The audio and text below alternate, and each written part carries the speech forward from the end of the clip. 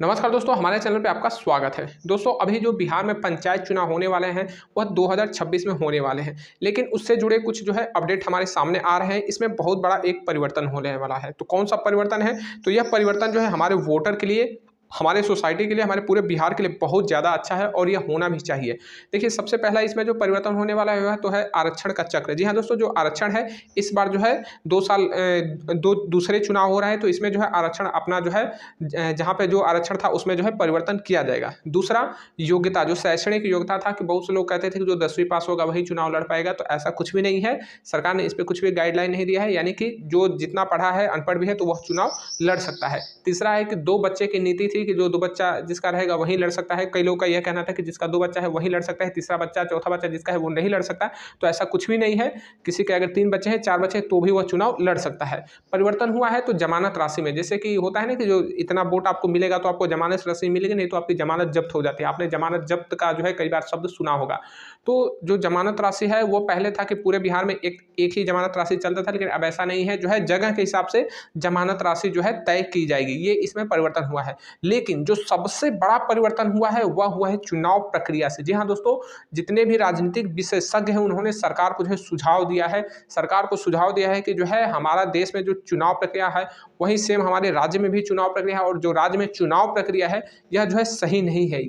यहाँ पर जो है हमारे राजनीतिक विशेषज्ञों ने कुल जो है 9 बिंदुओं के जो है ध्यान दिया है, और 9 बिंदुओं को जो है सरकार को रिपोर्ट भेजा है कि इस वजह से वर्तमान चुनाव प्रक्रिया को हटाना चाहिए। लेकिन सरकार इसको लागू करेगी या नहीं करेगी यह तो जो है सरकार पर डिपेंड करता है। लेकिन जो हमारे राजनीतिक विशेषज्ञ है, जो सामाजिक कार्यकर्ता हैं, उन्होंने जो है सरकार को अपना जो है एक लेटर भेजा है, और उसमें उन्होंने बताया है कि हमारे जो चुनाव प्रक्रिया है इसमें बहुत बड़ा खामी है। उन्होंने खामी क्या है, तो उन्होंने 9 बिंदुओं को बताया है। पहला बात उन्होंने बताया है कि जो हमारी चुनाव प्रक्रिया वर्तमान है इसमें जो है उम्मीदवार अपनी उम्मीदवारी करने के लिए स्वतंत्र नहीं है। कहने का मतलब कि देखते हैं कि मुखिया के चुनाव में काफ़ी ज़्यादा जो है खून खराबा होता है। आपने ग्राउंड पे देखा होगा कि जब मुखिया का चुनाव होता है तो गांव में जो है कितना खून खराबा होता है, कई लोगों की हत्या हो जाती है, मौत हो जाती है कई लोगों के।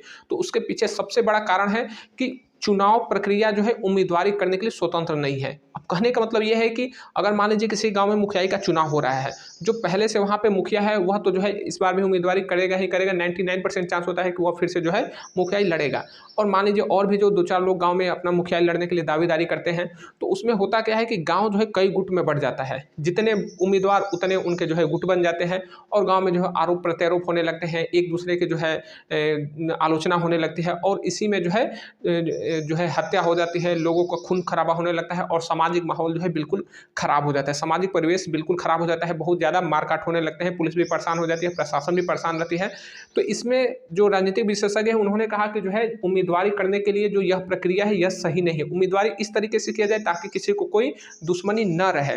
अभी वर्तमान चुनाव में क्या है कि अगर एक गांव में मान लीजिए कोई दबंग व्यक्ति है, मान लीजिए दबंग मुखिया है, और वह अपना जो है उम्मीदवारी किया है, और कोई व्यक्ति चाहता है कि नहीं हम इसको वोट नहीं करेंगे, एक दूसरा व्यक्ति है जो कि बहुत ही सामाजिक और जो है शिक्षित और व्यवहारिक व्यक्ति है, उसको हम वोट करेंगे, और वह जो है अपनी उम्मीदवारी करने के लिए तैयारी भी कर रहा है। तब तक से पता चलता है कि मुखिया जो कि दबंग है, या फिर कोई दूसरा व्यक्ति जो कि अपना उम्मीदवारी पहले से किया है वो दबंग व्यक्ति है, तो वह जो है उस व्यक्ति को बोलता है कि आप उम्मीदवारी ना करो, नहीं तो हमारी वोट कट जाएगा। लेकिन वह व्यक्ति बोलता है कि नहीं, मैं तो चुनाव लड़ूंगा भाई, क्योंकि मुझे भी जो है अपने गाँव के लिए कुछ करना है। तब तक से पता चलता है कि उसके घर के किसी मेंबर का जो है किडनैपिंग हो जाती है, या फिर उसके दरवाजे पे लोग लाठी डंडे लेकर पहुंच जाते हैं, उसके साथ जो है मारापीटी होने लगती है। तो समझिए कि उम्मीदवारी समय जो है बहुत ज़्यादा लोगों को दिक्कत होती है। लोग डर के मारे उम्मीदवारी करते ही नहीं है। बहुत से लोग तो डर के मारे उम्मीदवारी करते नहीं है। अब स्वतंत्र जो हमारा संविधान है वह तो सबको जो है आज़ादी देता है कि सब लोग अपना जो है उम्मीदवारी कर सकते हैं, लेकिन संविधान के पन्नों में यह बातें अच्छी लगती है, लेकिन ग्राउंड पे ये चीज़ें नहीं है। संविधान कह रहा है कि आप उम्मीदवारी करने के लिए स्वतंत्र है, लेकिन ग्राउंड पे क्या आप उम्मीदवारी करने के लिए स्वतंत्र है? बिल्कुल भी नहीं है स्वतंत्र।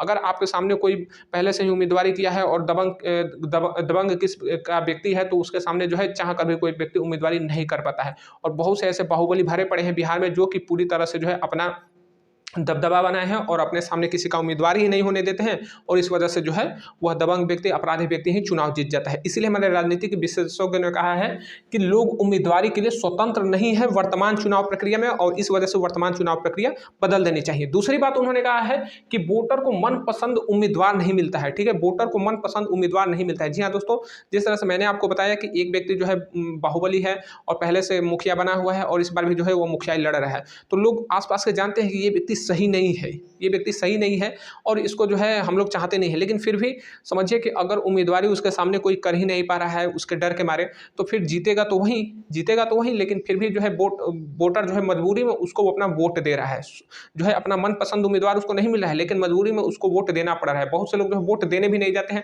तो उससे क्या किसी का कोई बिगड़ जाता है। जो व्यक्ति है दबंग व्यक्ति, वो अपना उम्मीदवारी किया है, अगर 100 में से 60 लोग नहीं भी जाएंगे, 40 लोग जाएंगे, 20 लोग जाएंगे, तो भी जो उसको वोट मिलेगा और वह जीत ही जाता है। मतलब कि समझिए उसके सामने कुछ कोई रहता ही नहीं है, वह स्वतंत्र जो है उम्मीदवारी करता है और जीत जाता है। तो इस तरह से भी बिहार में कंडीशन है कि बाहुबलियों का कब्जा है कई जगहों पर। तो इस वजह से हमारे जो राजनीतिक विशेषज्ञ हैं उन्होंने कहा है कि वोटर को मनपसंद उम्मीदवार नहीं मिल रहा है, ठीक है। इस कारण से वर्तमान चुनाव प्रक्रिया को हटा देने चाहिए। और सामाजिक दुश्मनी बढ़ रही है, जो कि मैंने आपको पहले बताया कि किस तरह से सामाजिक दुश्मनी बढ़ रही है। भाई एक ही गांव में जो है, एक ही पंचायत में अगर मुखिया के 4-5 दावेदार हो जाते हैं, तो फिर जो है गांव गुटबंदी हो जाती है, गांव में गुटबंदी होती है, तो लोगों के बीच में जो हिंसा होने लगती है। और उन्होंने एक बात और बताया, जो राजनीतिक विशेषज्ञ हैं उन्होंने कहा कि वोटर उम्मीदवार को देखकर नहीं, पार्टी को देखकर वोट कर रहे हैं। जी हाँ दोस्तों, होता क्या है कि मान लीजिए पंचायत जो है वो 4-5 गांव में बटा हुआ है, तो एक गांव का व्यक्ति जो है उम्मीदवारी किया है और दूसरे गांव में जब जाता है अपना वोट मांगने के लिए, हम मुखियाई लड़ रहे हैं, हमको जो है वोट कीजिएगा, तो उधर का व्यक्ति जो है उसको जानता ही नहीं है, उस गाँव का व्यक्ति इसको जानता ही नहीं कि ये कौन है, लेकिन मजबूरी में जो है उसको वोट देना पड़ता है, क्योंकि किसी ना किसी को तो वोट देना ही देना है। तो समझिए कि व्यक्ति को देखकर वोट नहीं हो रहा है, किसी पार्टी के झंडे के नीचे वो व्यक्ति खड़ा है उसको देखकर वोट हो रहा है, या फिर अगर पार्टी से नहीं भी जुड़ा है तो भी जो है वोट उसको मिल जा रहा है, लेकिन व्यक्ति को वह पहचान नहीं रहा है, जो वोटर है वो व्यक्ति को पहचान नहीं रहा है, लेकिन फिर भी उसको वोट करनी मजबूरी हो जा रही है। क्योंकि जब तक से हम किसी को पहचानेंगे नहीं, तो अपना 5 रुपया नहीं देते हैं, और हम जो है बिना पहचाने जो है अपना 5 वर्ष, बेशकीमती 5 वर्ष, अपना 5 वर्ष, अपने आने वाले भविष्य का 5 वर्ष और अपने राज्य का, अपने क्षेत्र का 5 वर्ष उसको दे देते हैं। तो समझिए ये कितनी बेकार चुनाव प्रक्रिया है। इसीलिए जो है कुछ राजनीतिक विशेषज्ञों ने इस चुनाव प्रक्रिया को बदलने की बात कही है। तो यह देखिए आगे क्या होता है, सरकार इस पर कैसा डिसीजन लेती है, लेकिन समझिए कि अगर हो जाता है चुनाव प्रक्रिया में परिवर्तन तो बहुत ही बेहतरीन होगा। तो यह जो है कुछ परिवर्तन जो है होने वाले हैं। अब देखा जाएगा कि जो चुनाव के समय जब समय नजदीक आएगा तो उसी समय पता चलेगा कि क्या होने वाला है। लेकिन मैं भी कहूँगा कि वर्तमान चुनाव प्रक्रिया हटाकर जो है नई चुनाव प्रक्रिया लानी चाहिए, क्योंकि इसमें बहुत बड़ा दोष है। मिलेंगे अगले वीडियो में, तब तक के लिए जय हिंद।